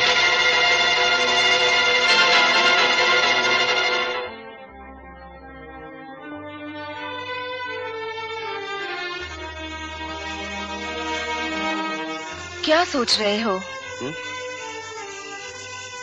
यही कि अब मैं ये दोहरी जिंदगी नहीं जी सकता रश्मि। यार कोई हद होती है, कब तक झूठ बोलता रहूंगा तुम्हारे डैडी से? जब तक सच बोलने का वक्त ना आ जाए। तुम झूठ इसलिए बोल रहे थे ना कि सच उनकी जान ले सकता है। मैं जानता हूँ वो खतरा अभी तक टला नहीं। मैं ये भी जानता हूँ कि वो सच सुनने की हालत में भी नहीं है, लेकिन उन्हें पूरी बात बताने का वक्त कब आएगा? जब तक दीदी उस फ्रॉड डॉक्टर के चंगुल से निकल न जाए और डैडी की तबीयत पूरी तरह संभल न जाए। प्लीज। मुझे इन आंखों में आंसू अच्छे नहीं लगते। हाँ, अरे इन आंखों में अपनी और मेरी जिंदगी के सपने देखो, ऐसे सपने जिसमें जुदाई का रंग ही ना हो। वाह वाह, क्या सीन है। पागल बड़ी बहन वहां कमरे में बंद है और छोटी बहन अपने जीजा के साथ यहाँ इश्क लड़ा रही है। खबरदार प्रेम। क्या कहा तुमने? अब मैं बात को जरा बदल कर कहता हूँ। पागल पत्नी कमरे में बंद है और यहाँ पति अपने साली के साथ इश्क लड़ा रहा है। कभी ऐसी बदतमीजी की तो इस घर में आना बंद कर दूंगी, समझे? चलो विजय।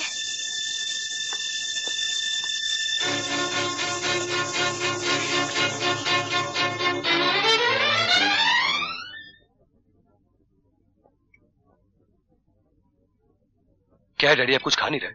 परेशान दिख रहे हैं आप। बेटा वो जूही की तरफ से बहुत परेशान हूं।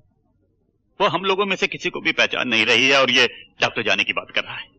तो जाने दीजिए उसे, हम कोई दूसरा डॉक्टर लेंगे। अच्छा साहब। नहीं बेटा, तुम तो देख ही रहे हो, वो एक सहमे हुए बच्चे की तरह हर वक्त उस डॉक्टर के चारों तरफ मंडलाती रहती है। जब तक जूही ठीक ना हो जाए हमें उसे यहाँ रुकना ही पड़ेगा। ऐसा करो, ये 1 लाख का चेक तुम अपने हाथ से उस डॉक्टर को दे दो और उसे किसी भी तरह कुछ देर और रुकने के लिए मजबूर कर दो। डैडी, 1 लाख रुपए? बेटा, रुपए की क्या बात है, जूही की जिंदगी का सवाल है, प्लीज। अच्छी बात है। 1 लाख रुपए? तुम्हारी जिंदगी इतनी सस्ती है? ये मैं नहीं दे रहा हूं, सिन्हा साहब ने भेजा है चेक। अब इसे लेके चले जाओ यहाँ से, वरना मुझे सिन्हा साहब से कह देना पड़ेगा कि मैं डॉक्टर नहीं हूं। कह दो मैं डॉक्टर न सही, लेकिन जिस लड़की को वो मुर्दा समझते थे, कम से कम उसकी जान तो फिर भी मैंने बचाई है ना। वैसे अगर मैं सिन्हा साहब से ये कह दूं कि तुम उनके दामाद विजय नहीं बल्कि अमृत हो और एक लड़की का खून करके भागे हो और सारे मुल्क की पुलिस तुम्हारी गर्दन के नाप का फंदा लिए तुम्हें तलाश कर रही है, फिर क्या करोगे? कान खोल के सुन लो, तुम्हारी जिंदगी मेरी मुट्ठी में है। मैं जब चाहूं जहां चाहूं तुम्हें मसल सकता हूं। Now get out, get out. लेकिन सुनो, मैं ऐसा नहीं करूंगा क्योंकि इस घर में बहुत माल है। हमें आपस में झगड़ा नहीं करना चाहिए। मुझे जितना रुपया चाहिए और जब चाहिए वो हासिल करने के लिए तुम कभी मेरे रास्ते का कांटा नहीं बनोगे, और उसके बदले ये राज मैं अपने सीने में दफन कर लूंगा कि सिन्हा साहब का असली दामाद विजय गाड़ी के एक्सीडेंट में मर चुका है।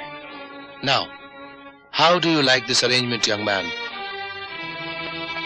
भगवत सिंह, तुम मुझे फांसी चढ़वा सकते हो लेकिन मेरे जीते जी इस घर को नहीं लूट सकते।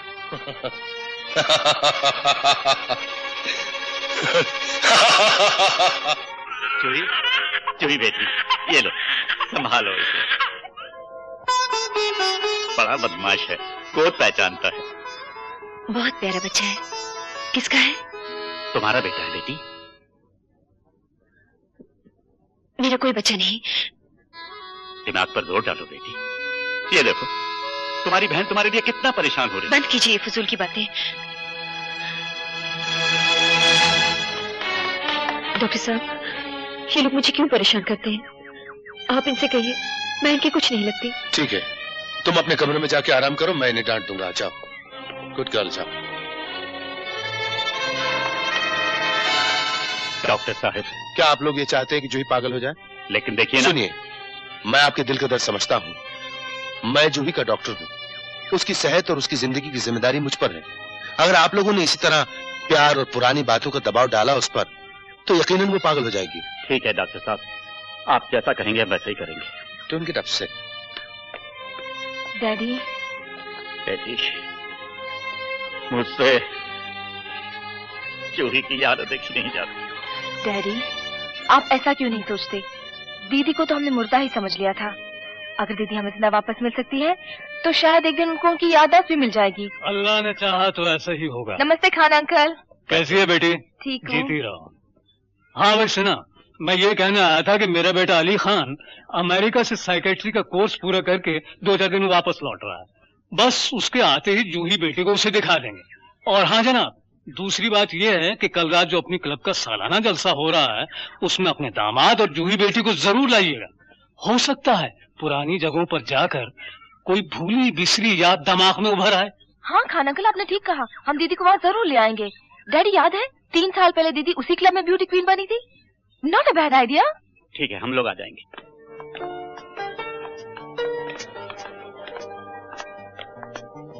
सिन्हा साहब आदाब है। कैसे मिला थे भाईजान? How nice to see you, my child. अरे दीदी, आपने खान आंटी को नहीं पहचाना? इतने दिनों बाद देखा है। हेलो जूही बेबी। ये मिस्टर पिंटो तुम्हें पियानो सिखाया करते थे? यही तो पिंटो अंकल है जिनसे छुपने के लिए हम पेट पर चढ़ा करते थे।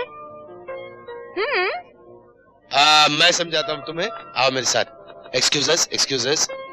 देखो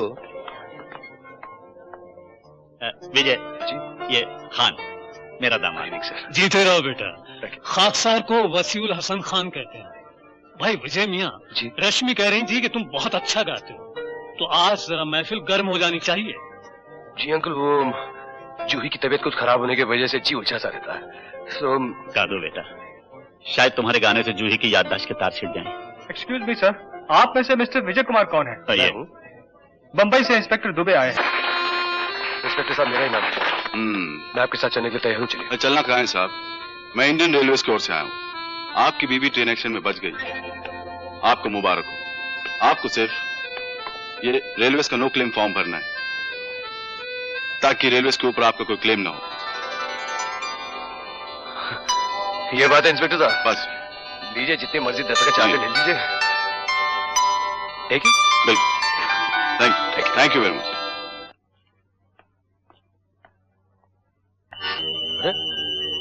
तुम मेरे कमरे में क्या कर रहे हो? मैं जरा तुम्हारा कमरा गौर से देख रहा था, बड़ा अच्छा है। सिर्फ मुझे इस पलंग पे एतराज है। ये है डबल बेड, यानी 2 के लिए, मगर तुम तो 3 हो। तुम, तुम्हारी बीवी, तुम्हारी साली। मुंह संभाल के बात करो weekend, get out of here.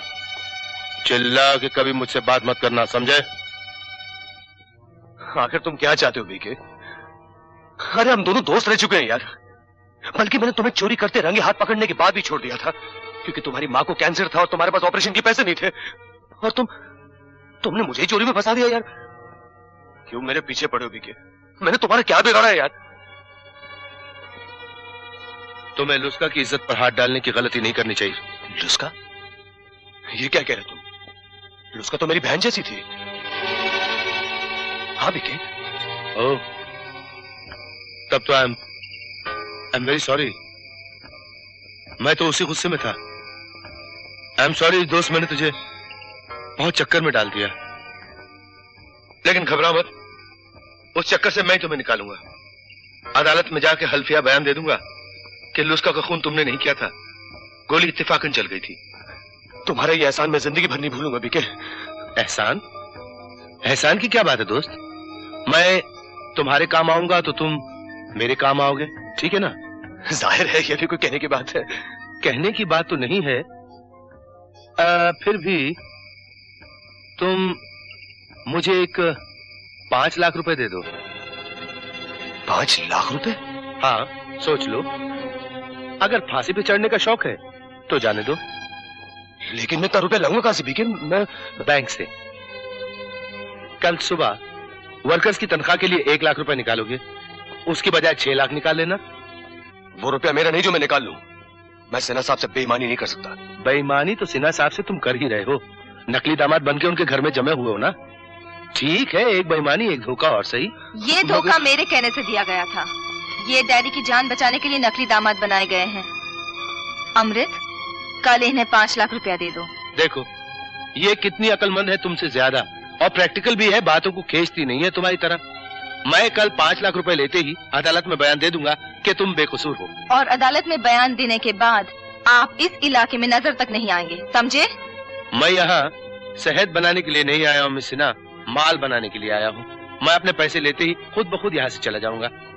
क्यों पार्टनर, कल की तैयारी है? Good night and sweet dreams.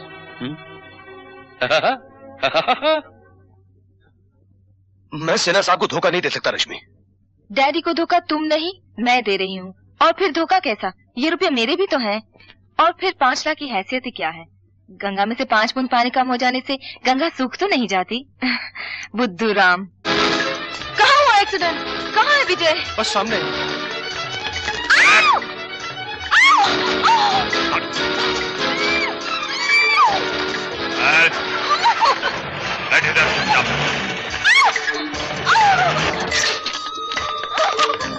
शादी का जोड़ा पहनो और तैयार होकर बाहर निकल आओ।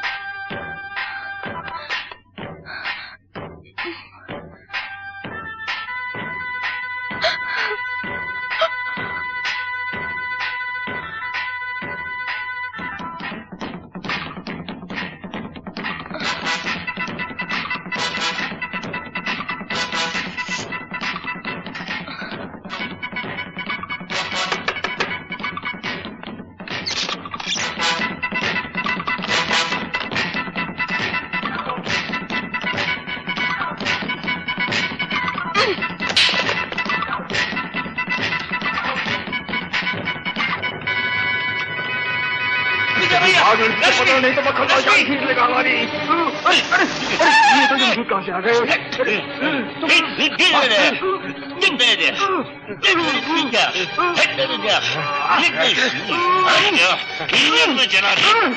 शादी होते ही तुम रश्मि को लेकर 8-10 दिन के लिए गायब हो जाओ और मैं सिन्हा के बच्चे को ये खुशखबरी सुनाने की एवज में कि तुम्हारी बेटी ने मेरे बेटे के साथ अपनी मर्जी से शादी की है 10 लाख रुपया ले लूंगा।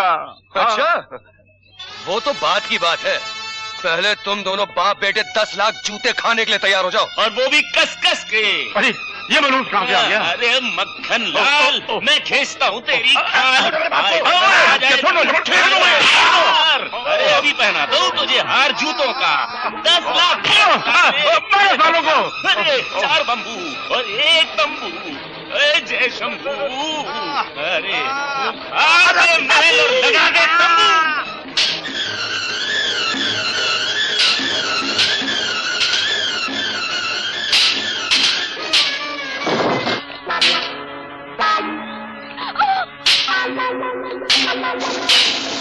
मुझे कमीने छोड़ दे।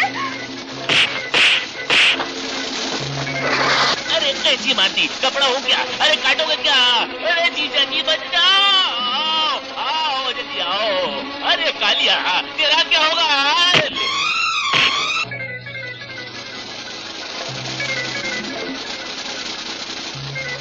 दोनों को बाग बरेली भेज दूंगा। ले बात करें।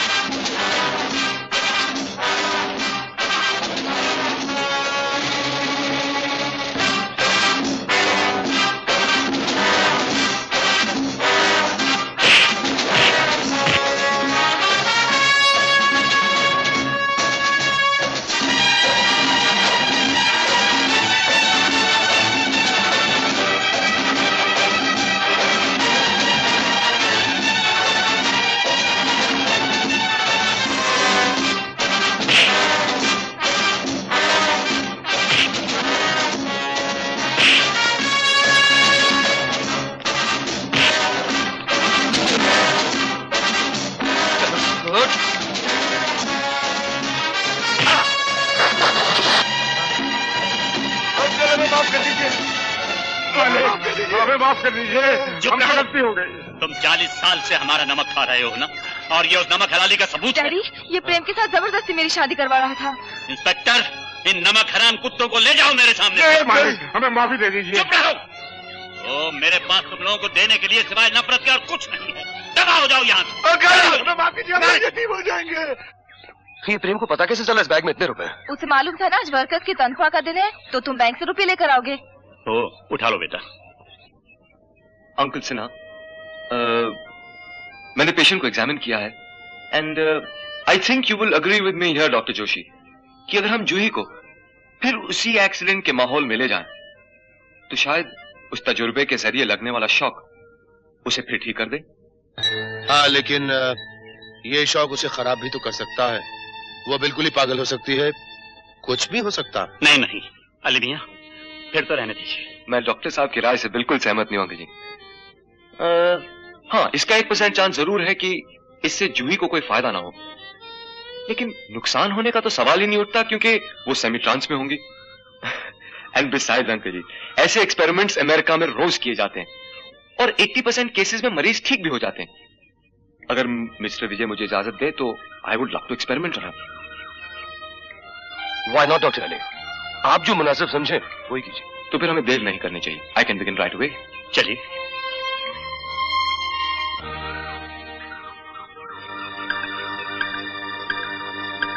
अमृत, इसे रोक दे। अगर जूही ठीक हो गई तो तुम्हारा क्या होगा? मुझे अपनी कोई परवाह नहीं। Are you ready? Start, please. Lights.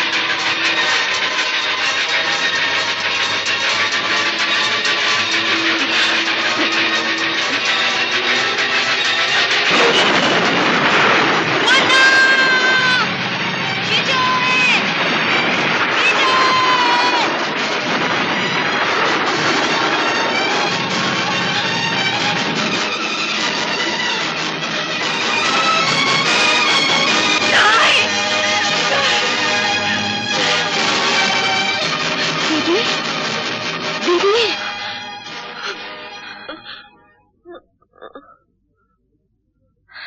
दीदी, घबराइए मत, तजुर्बा कामयाब रहा।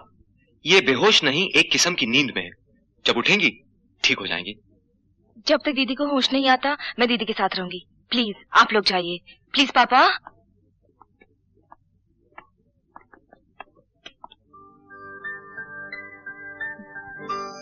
दीदी, दीदी याद करो दीदी, मैं रश्मि हूँ, तुम्हारी बहन। देखो देखो, ये हमारा घर है। अभी हम बाहर जाएंगे ना तो डैडी मिलेंगे, तुम्हारा मुन्ना मिलेगा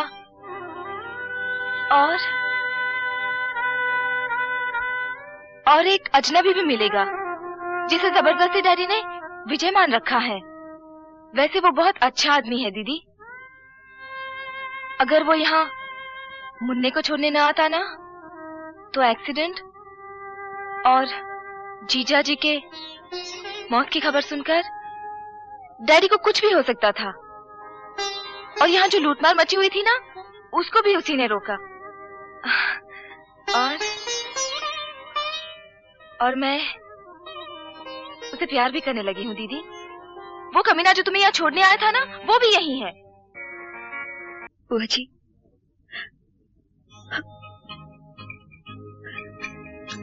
चको बहन,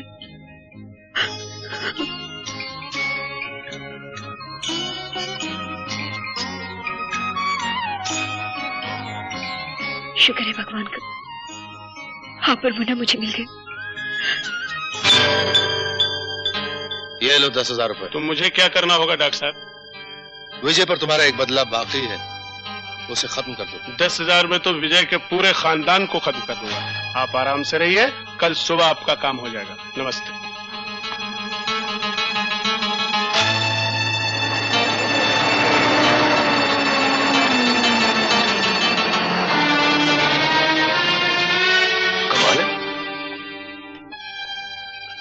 रास्ता बंद किया।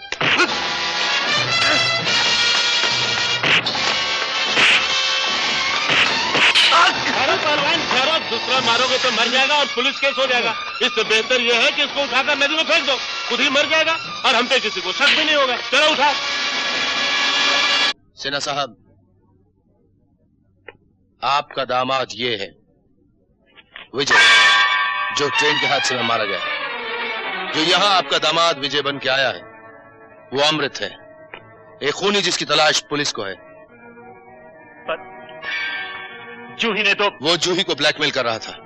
उसने उससे कहा था कि अगर उसे शोहर मानने से इनकार कर दिया तो वो उसके बच्चे का खून कर देगा। वो बेचारी क्या करती? सिन्हा साहब, ममता अगर औरत की सबसे बड़ी ताकत है तो उसकी सबसे बड़ी कमजोरी भी तो है।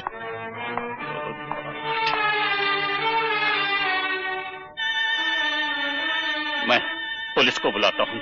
बच्चों जैसी बातें मत कीजिए सिन्हा साहब। पुलिस का ध्यान मेरे मन में भी आया था, लेकिन फिर मुझे ख्याल आया कि आपकी बदनामी हो जाएगी। आप दुनिया वालों के सामने अमृत को अपना दामाद विजय समझकर पेश कर चुके हैं। जूही का हस्बैंड। जूही मेरी पेशेंट है। मुझे जिस वक्त अमृत की असलियत मालूम पड़ी मैंने उसे पकड़ लिया, उस पर दबाव डाला। मैंने उससे कहा कि अगर तुम चुपचाप यहां से चले जाओगे मैं किसी से कुछ नहीं कहूंगा, और हर इंसान फांसी से डरता है। मेरी बात उसकी समझ में आ गई, वो चला गया। थैंक यू डॉक्टर, एक एहसान और मुझ पर। एहसान किस बात का सिन्हा साहब? आदमी ही आदमी के काम आता है। रश्मि, जूही। Yes daddy. जी डैडी। ये जो लड़का यहाँ रहता है विजय, ये तुम्हारा पति है? और तुमने भी मुझसे झूठ बोला। यही दिन देखने के लिए शायद मैंने तुम दोनों के बड़े होने की दुआएं मांगी थी। बाप बन के तुम्हें चलना सिखाया, मां बन के लोरियां गाई और भाई बन के तुम्हारे साथ खेला, और अब तुम्हारे चेहरों की तरफ देखने से मेरी निगाहें मैली हो रही। डैडी। मत कहो मुझे डैडी। मैं किसी ऐसी बेटी का डैडी नहीं होना चाहता जो अपने बाप की आंखों में अपने सुहाग की धूल झोंक रही है। कह मैं भी सकती हूँ डैडी, अपनी बेटियों की पवित्रता पे शक करने वाले बाप को मैं अपना बाप नहीं कहना चाहती। दीदी। तुम चुप रहो। वो शैतान डॉक्टर आपके लिए हम लोगों से ज्यादा हो गया। उसने जो कहा आपने मान लिया, हमारे पूछे बिना हमारे खिलाफ फैसला भी सुना दिया गया। पूछना क्या था? अगर विजय तुम्हारा पति है तो ये कौन है?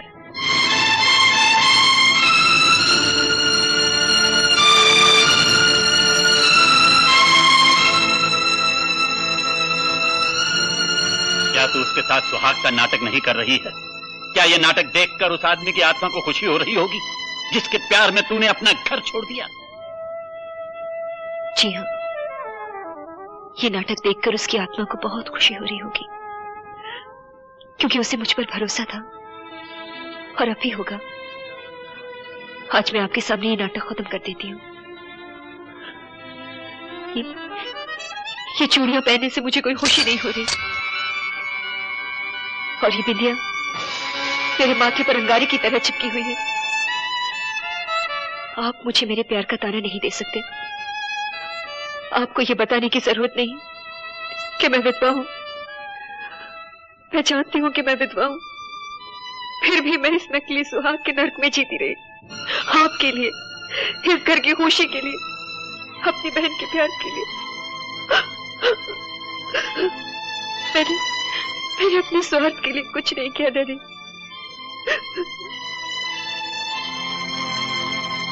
फिर भी कोई गैरतमंद बाप ये नहीं बर्दाश्त कर सकता कि उसकी बेटी एक धोखेबाज और कातिल की नकली बीवी बनकर रहे। डैडी, न वो धोखेबाज है न कातिल।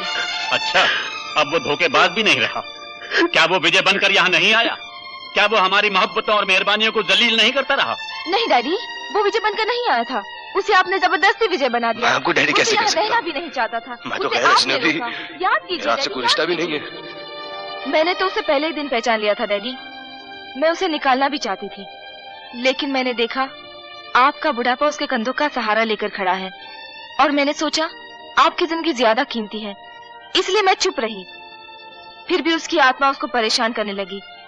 वो विजय बनकर रहने को तैयार न कर सका अपने आप को, तो एक खत लिखकर जिसमें सारी बातें साफ साफ लिखी थी, वो चला जाना चाहता था। ये रहा वो खत। मुझे तो रश्मि ने बताया कि उसकी वजह से मुन्ने की जान बची, उसकी वजह से आपका कारोबार संभला, और आप उस पर धोखेबाजी का इल्जाम लगा रहे हैं।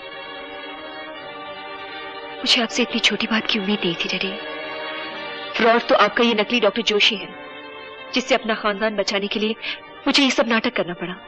लेकिन वो यहाँ से भाग क्यों गया? भाग गया? डैडी, जरूर वो इस नकली डॉक्टर की वजह से भागा होगा। वो उसे पुलिस के हवाले कर सकता है, और कातिल न होने के बावजूद भी कत्ल करने की सजा मिल सकती है उसे। डैडी, अगर ये नकली डॉक्टर ये बयान दे दे कि गोली इत्तेफाक से चली थी, तो वो बच सकता है। लेकिन वो ये बयान क्यों देगा? रुपये के लिए। वो तो कुत्ता है डैडी। नोटों की बोटी दिखाइए, वो कुछ भी करने को तैयार है। 1,00,000, 2,00,000, 10,00,000 मांगेगा ना, दे दीजिए।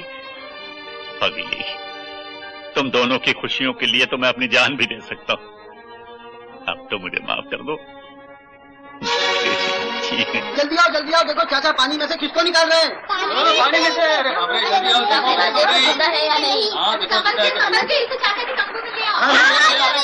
भाई ले आओ, निकला संभाल के ले आओ। सिन्हा साहब, आप? हाँ, मैं ये पूछने आया हूँ कि तुम्हें डॉक्टर जोशी कहूँ या भगवत सिंह ब्लैकमेलर? मेरे ख्याल में तो आप मुझे फरिश्ता ही कहिए। फरिश्ता, एंजल। अगर चाहता तो आपकी बेटी को ना भी बचाता, अगर चाहता तो उसे कहीं छुपा के रख देता, आपसे कहता माल निकालिए। अब जाहिर है आपको अपना माल अपनी बेटी से ज्यादा अजीज नहीं होगा। इस बैग में 6 लाख रुपए हैं, गिन लो। आप कहते हैं तो जरूर होगा। मैं गिनूंगा नहीं। इस छोटी सी रकम के लिए आप झूठ थोड़ी बोलेंगे। मुझे आप पर पूरा भरोसा है। लेकिन मुझे तुम पर भरोसा नहीं। ये रुपया तुम्हारा हुआ, लेकिन अदालत में बयान देने के बाद हो सकता है ये रुपया पाने के बाद तुम अपनी याददाश्त खो बैठो और सिर्फ ये याद रहे कि उस लड़की का खून अमृत ने किया था। पहले अदालत में बयान दो, फिर अपने दाम लो। और अगर बयान देने के बाद आपकी नीयत बदल जाए तो? मैं ब्लैकमेलर नहीं हूं, मैं जो कहता हूं वही करता हूं। फिर भी अगर जमानत के तौर पे ये बैग मेरे पास रहेगा तो मुझे सच्चा बयान देने में बड़ी आसानी होगी। बात दरअसल ये है कि झूठ बोलने की कुछ ऐसी आदत सी पड़ गई है कि जब कभी सच बोलने जाता हूँ जबान लड़ खड़ा जाती है कमबख्त। ये बैग टेबल पर रख लो, आगे बढ़ाओ और याद रहे मुझे इसे चलाना भी आता है।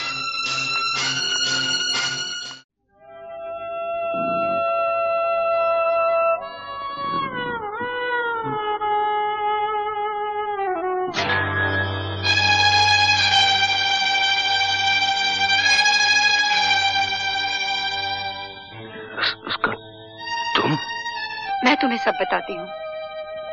काजल को गोली तो जरूर लगी थी, लेकिन घाव खतरनाक नहीं था, सो बच गई। जब होश आया तो पुलिस बयान लेने आई। वो सूअर का बच्चा बीके तो यही चाहता था कि काजल तुम्हारे खिलाफ बयान दे, लेकिन मैंने काजल को समझाया कि देख काजल, पहले भी उस बेचारे के सर बीके की हुई चोरी का इल्जाम लगाकर तूने उसे 2 साल की जेल करवाई। अब फिर ऐसा अन्याय उसके साथ मत करना। बस उसकी समझ में बात आ गई और उसने बयान दे दिया कि गोली किसी ने नहीं चलाई। वो गन साफ कर रही थी तो गोली खुद ब खुद चल गई। यानी कि मैं बिना वजह पुलिस के डर के मारे भागा भागा फिर रहा था। अमृत, अब मैं खुद पुलिस स्टेशन जाकर ये बयान दूंगी कि वो हाथ बीके ने चुराया था, चाहे इसके लिए मुझे ही जेल क्यों न जाना पड़े। डैडी, डैडी, मुन्ने को कोई उठा कर ले गया। क्या होगा डैडी? होगा कुछ नहीं मिस सिन्हा, और आप भी अगर इसी तरह घबराते रहेंगे बच्चों की तरह तो काम कैसे चलेगा सिन्हा साहब? मुन्ना मेरे पास है, बड़े आराम से है। You bastard! हाँ, अंग्रेजी में नहीं सिन्हा साहब, राष्ट्रभाषा का उपयोग कीजिए। बास्टर्ड नहीं, हरामी कहिए। चलिए इसी बात पर गालियों की एक अंताक्षरी हो जाए। पहले आप शुरू कीजिए। अगर मुन्ना का बाल भी बांका हुआ तो मैं तुम्हें जान से मार डालूं। आप चिल्लाते क्यों हैं सिन्हा साहब? मैं बहरा नहीं हूं। और मुन्ने का बाल क्यों बांका होने लगा साहब? वो जहां भी है बड़े आराम से है, लॉलीपॉप चूस रहा है, चॉकलेट खा रहा है। आप अपने आप को बहुत होशियार समझते थे ना?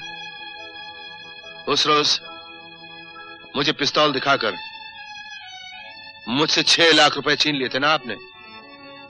हाथी के मुंह से कभी गन्ना नहीं छीना जाता। उस रोज तो मैं चुप रह गया और आप समझे थे कि मेरी बाजी मात हो गई। मैं आपको रिवॉल्वर नहीं दिखाऊंगा, मुझे पिस्तौल की आवाज अच्छी नहीं लगती। बस आप यूं समझ लीजिए कि आपका नवासा आपके सामने खड़ा है। मेरे 6 लाख रुपए दे दीजिए, अपना नवासा वापस ले लीजिए। मैं तुझे पुलिस के हवाले कर दूंगा। नंबर आप मिलाएंगे या मैं नंबर मिलाऊं? देखिए जेल में आजकल इतनी ज्यादा तकलीफें नहीं होती जितनी पहले हुआ करती थी। मेरा क्या है, मैं तो जाकर कुछ दिन आराम कर लूंगा, लेकिन आप मुन्ने का सोचिए। जब तक उसके पास लॉलीपॉप रहेगी, चॉकलेट रहेगी, वो खुश रहेगा। पहले उसकी लॉलीपॉप खत्म हो जाएगी, उसके बाद चॉकलेट खत्म हो जाएगी, फिर उसे इस बात का एहसास हो जाएगा कि वो बिल्कुल अकेला है, और आहिस्ता आहिस्ता रात होती जाएगी और वो डर के मारे रोना शुरू कर देगा, और वहां उसके रोने की आवाज कोई नहीं सुनेगा, और आहिस्ता आहिस्ता रात बढ़ती जाएगी, उसके रोने की आवाज और धीमी होती जाएगी, और मध्यम और मध्यम। नहीं डैडी, डैडी इसे 6 लाख रुपए दे दीजिए। नहीं, मैं इस ब्लैकमेलर को एक पैसा नहीं दूंगा। आपको अपना पैसा मेरे मुन्ने से ज्यादा प्यारा है। आप यही रहिए, मैं पैसे लेकर आती हूँ। मुझे अपना मुन्ना 6 लाख रुपए से कहीं ज्यादा प्यारा है। Good girl, very good girl. You swine, I'll kill you! Miss Sinha, आपके ये गोरे गोरे नाजुक नाजुक हाथ अमृत के गले में पड़ने के लिए हैं, थप्पड़ मारने के लिए नहीं। देखिए अगर मैं थोड़ा सा भी दबा दूंगा ना तो ये झटकन से टूट जाएगा, और आपको 3 महीने के लिए हाथ प्लास्टर में रखना पड़ेगा। मिस रश्मि सिन्हा, इतना याद रखिए कि आप रश्मि सिन्हा हैं, झांसी की रानी नहीं। अब मेरा एहसान मानिए, मैं इसे तोड़ नहीं रहा, छोड़ रहा हूं। ये लो रुपए। Thank you. ठहरो, मैं बुज़दिल नहीं। किसी ब्लैकमेलर को पैसा देना होगा तो मैं दूंगा। मेरी बेटी किसी ब्लैकमेलर के साथ नहीं जाएगी। चलो। After you. दीदी, हमें डैडी को इसके साथ अकेले नहीं जाने देना चाहिए। चलो उसका पीछा करते हैं, चलो। बच्चे को ले आओ इधर। बोला, बच्चे को लाओ।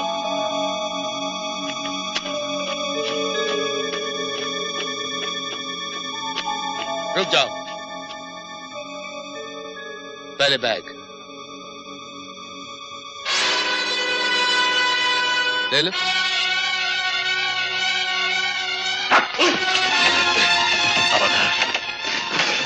देख लिया, हम हाथी के मुंह से भी गन्ना छीन लेते हैं। बैग इधर फेंक दो। देते हैं। फेंको। लो फेंक दिया।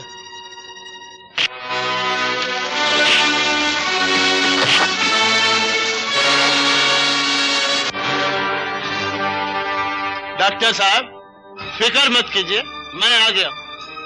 एक्सक्यूज मी, क्या रहा? सिन्हा साहब, हाथी के दांत दिखाने के और होते हैं, खाने के और जब हाथी बिगड़ जाता है ना, तो जंगल के जंगल बर्बाद कर देता है। जाए। मुन्ना, मुन्ना, इस बच्चे को जरा पहाड़ी के नीचे फेंक देना।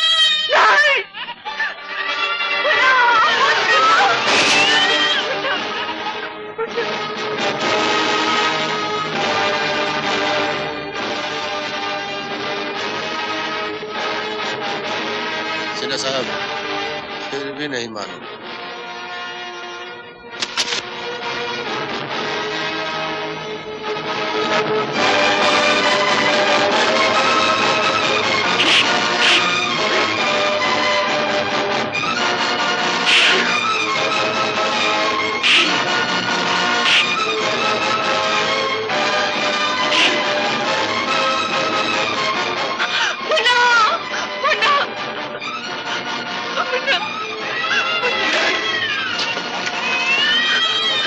छोड़ो मुझे, मुन्ना, तेरी मुन्नी को मुझे दीजिए।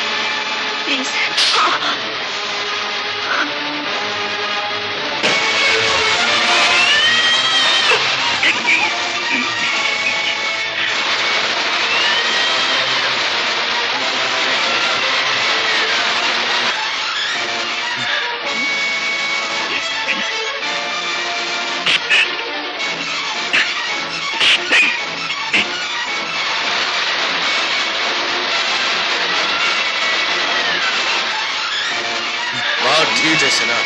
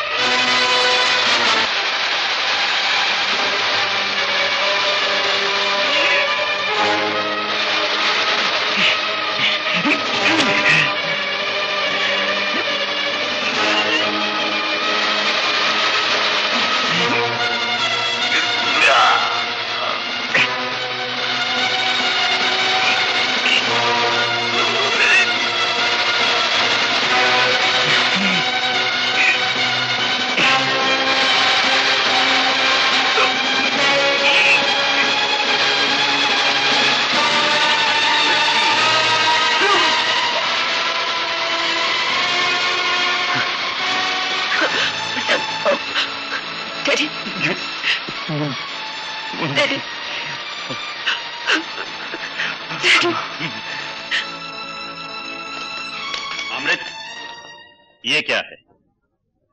अपना फर्ज अदा कर चुका हूं, इसलिए जा रहा हूं। तुमने तो अपना फर्ज अदा कर दिया, लेकिन मुझे अभी अपना फर्ज अदा करना बाकी है। मुझे नकली चीज बिल्कुल पसंद नहीं। तुम यहाँ नकली दामाद बनकर आए थे और अब असली दामाद बन के रहोगे। और नहीं तो क्या, आज तक रश्मि तुम्हें जीजा कहती थी, नकली जीजा और नकली साली, लेकिन अब मैं तुम्हें जीजा कहूंगी, असली जीजा और असली साली। तुझ में क्या है दीवाने, जाने मन तू क्या जाने, आजा मिलके सुन जा मेरे